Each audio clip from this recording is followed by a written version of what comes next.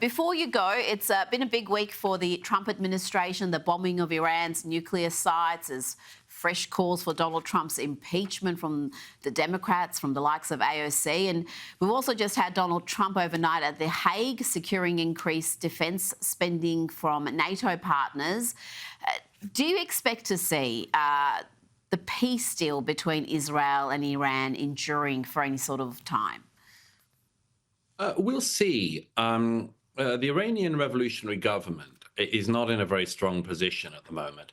The Ayatollah Khamenei is about the last person left at the head of it and of the military and of the terrorist infrastructure that he and his predecessor have built up for 4.5 decades now. He's not in a strong position. The skies above Iran are completely dominated by the Israeli Air Force and indeed by the American Air Force in the last 10 days or so. They don't have control of their own skies, the Iranian revolutionary government. The Israeli and American Air Force can do whatever they want, and the mullahs basically can't do anything much in response. If the Iranian revolutionary government were to break this ceasefire, Israel would be completely within its rights to retaliate immediately.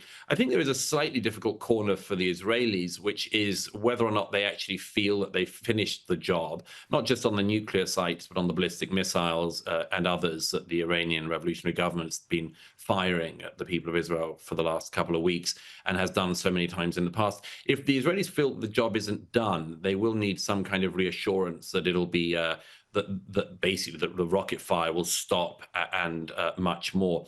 It's a difficult corner, that, and I can understand the tensions on all sides.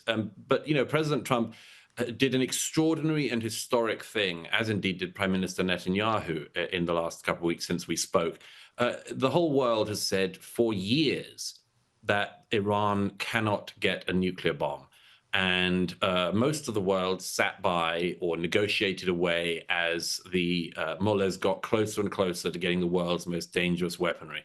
The Israelis acted, and then the Americans backed them up and finished most of that job, if not all of it. And as I've said for many years, inevitably there's criticism, but they have done something which, if it's shown to have been complete, if it has actually destroyed the nuclear terrorist infrastructure of the mullahs, is absolutely historic. The idiots claiming that Trump should be impeached should just come out and say that they have no problem with the idea of a nuclear Iran and a nuclearized Middle East. And if they think that, they're even bigger fools than you and I took them for.